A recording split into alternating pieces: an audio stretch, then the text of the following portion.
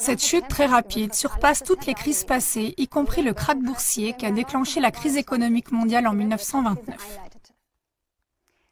Selon l'expert boursier Dirk Müller, la situation des bourses mondiales est également plus critique et plus dangereuse qu'en 1929. À l'époque, la crise économique avait été déclenchée par des problèmes liés au système économique et financier.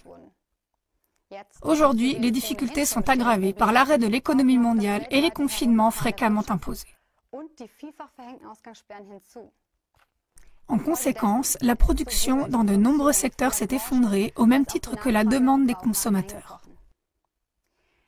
Selon une étude de l'Institut allemand IFO, cela pourrait coûter jusqu'à 1,8 million d'emplois rien qu'en Allemagne.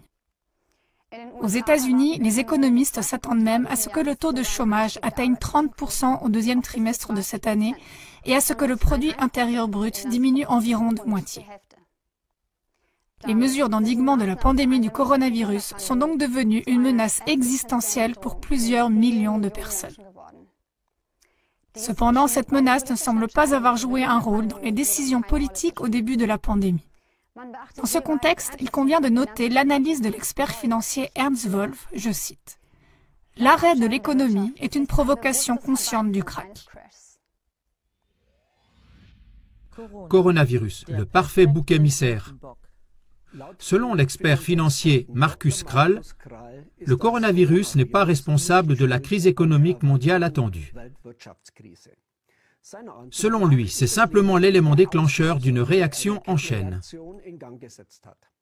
Selon Markus Krall, l'affaiblissement des entreprises et la rupture des chaînes d'approvisionnement provoquées par le verrouillage de l'économie ont entraîné des problèmes gigantesques dans le système financier et dans l'économie.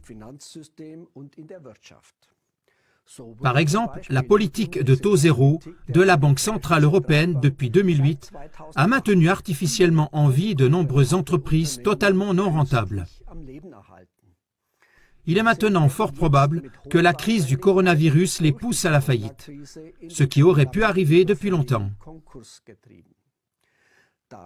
Cependant, comme des prêts à hauteur de 1 500 milliards d'euros ont été accordés à ces entreprises, rien que dans la zone euro, non seulement ces entreprises, mais aussi les banques sont menacées d'effondrement. Selon Markus Krall, dans une économie saine, le coronavirus n'aurait fait que déclencher une récession. Cependant, selon lui, l'état de délabrement du système économique et financier va maintenant conduire à un méga-krach. Pour cacher les vraies causes, le coronavirus est donc un parfait bouc émissaire. Une citation de Franklin Delano Roosevelt, 32e président des États-Unis. En politique, rien n'arrive par hasard. Si quelque chose se produit, on peut être sûr que cela a été planifié de cette façon.